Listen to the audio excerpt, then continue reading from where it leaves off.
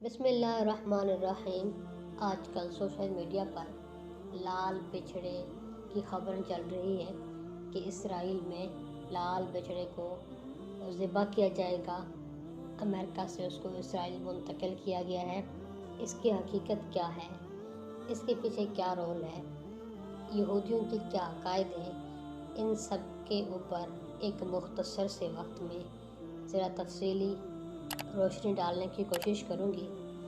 دیکھیے، بیت المقدس کو سب سے پہلی مرتبہ جس ہستی نے فتح کیا تھا وہ حضرت عمر فاروق رضی اللہ تعالیٰ عنہ تھے۔ جب انہوں نے فتح کیا تھا تو پھر ایک چیونٹی کو بھی نقصان نہیں پہنچا تھا، بلکہ ان لوگوں نے چابیاں حضرت عمر رضی اللہ تعالیٰ عنہ کے حوالے کر دی تھی۔ اس کے بعد پھر یہودیوں نے اس کے اوپر قبضہ کر لیا تھا۔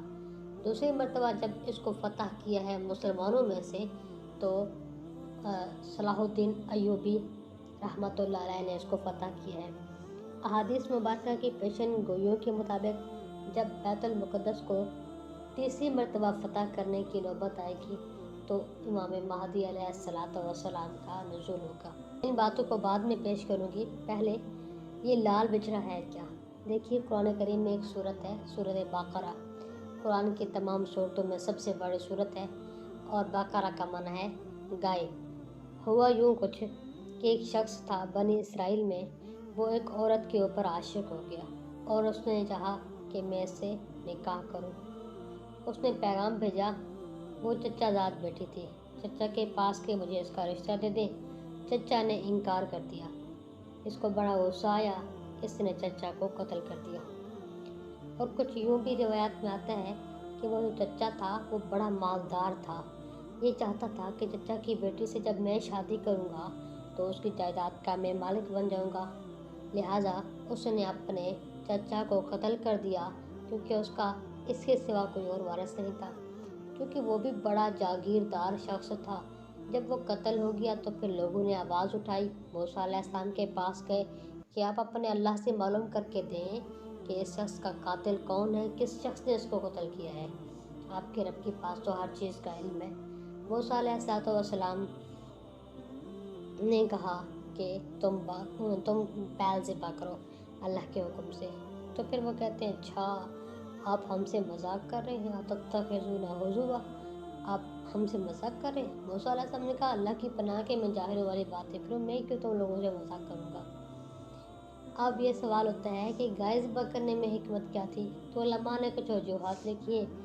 کچھ نے کہا ہے کہ ہو سکتا ہے اس وقت گائے کو عزت عظمت کی نگاہ سے دیکھا جاتا ہو، لوگ اس کی پرستش کرتے ہوں، لیکن موسیٰ علیہ السلام پر ایمان لے آنے کے بعد انہوں نے گائے کی پرستش چھوڑ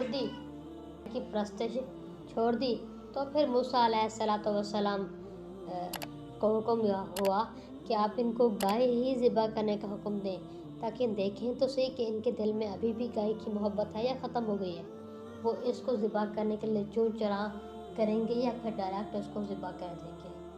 اور یہ قرآن میں موجود ہے۔ انہوں نے بہت سارے سوالات کیے اور پھر بالآخر آ کے ایک گائے کو تلاش کیا انہوں نے اور اس کو ذبح کیا اور اس کا ٹکڑا اس مردے کو لگایا، جس سے مردہ اٹھ کے کھڑا ہوا اور اس نے بتایا کہ مجھے فلاں شخص نے قتل کیا ہے۔ وہاں سے یہودیت کا ایک عقیدہ ہے کہ وہ بیت المقدس کو فتح کریں گے۔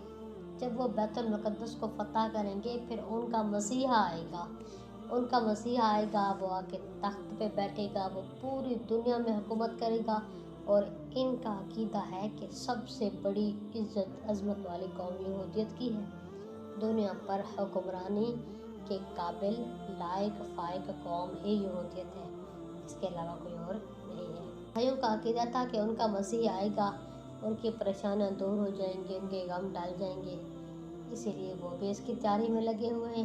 ہر کسی کے اپنے اپنے عقیدے ہیں، لیکن عیسائیوں کے پاس جب عیسیٰ علیہ السلام آئے تھے تب ان لوگوں نے ان کو مانا ہی نہیں تھا، اپنے نظریے کے مطابق ان کو تو سولی پہ لٹکا دیا تھا، اپنے نظریے کے مطابق ان کو تو قتل کر دیا تھا۔